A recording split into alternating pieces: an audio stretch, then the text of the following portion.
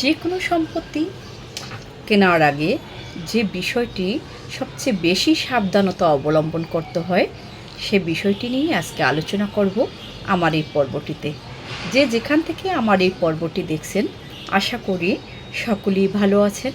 বরাবরের মতো আমি আপনাদের সাথে আছি অ্যাডভোকেট নুপুর আক্তার, বাংলাদেশ সুপ্রিম কোর্ট। চলুন দেখি। ধরুন এক্স নামক এক ব্যক্তির 26% জমি উনি ক্রয় করেছেন। ক্রয় করার পরে 5 বছর পরে তার এক সন্তানকে 5% জমি হেবা বা দান করে দিলেন। ধরুন 1988 সালে তিনি হেবা করে দিলেন 5% জমি। পরবর্তীতে ওই এক্স নামক ব্যক্তি তার যে সম্পত্তি 26% বা যে টোটাল সম্পত্তি ছিল, সম্পূর্ণ সম্পত্তি আবার তৃতীয় এক ব্যক্তির কাছে বিক্রয় করলো।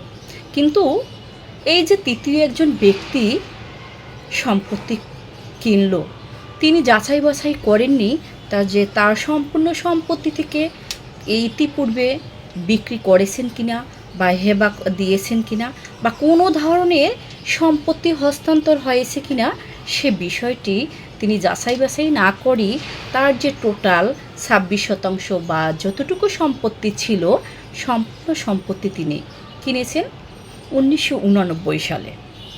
এখন তিনি এই সম্পূর্ণ সম্পত্তি কিনে নামজারি করে দখল করে আছেন। তিনি তো মার কাছ থেকে বা বাবার কাছ থেকে হেবা পেয়েছেন বা হস্তান্তর করেছেন।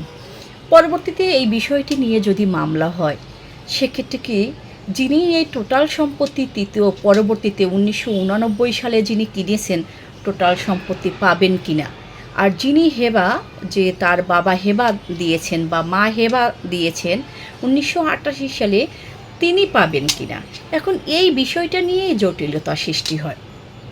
যিনি 1988 সালে যে 5% জমি হেবা বা দান করেছেন তিনি কিন্তু আগে অগ্রাধিকার পাবে, কারণ সেই দলিলটি যদি ভ্যালিড হয়ে থাকে, বৈধ দলিল যদি হয়ে থাকে, যথাযথ পন্থায় যদি দলিলটি সম্পাদন বা রেজিস্ট্রি হয়ে থাকে। পরবর্তীতে ওই 5% জমি বাদ দিয়ে যিনি পরবর্তীতে কিনেছেন তিনি পাবেন।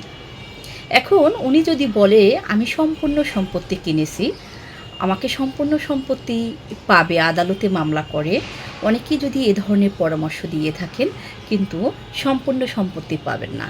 আপনি ক্রেতা হিসাবে আপনার সাবধানতা অবলম্বন করা উচিত যে তার টোটাল যে সম্পত্তি, ওই টোটাল সম্পত্তি তিনি আর ইতিপূর্বে কোথায়ও হস্তান্তর করেছে কিনা আপনার এই যাচাই বাছাই করা উচিত। তারপরে আপনি ফ্ল্যাট কিনেন, যে কোনো সম্পত্তি ক্রয় করবেন। টাকা দিয়ে ঝামেলা সৃষ্টি করবেন না। ঝামেলা থেকে এড়িয়ে চলুন, সাবধানতা অবলম্বন করুন, আইন জানুন।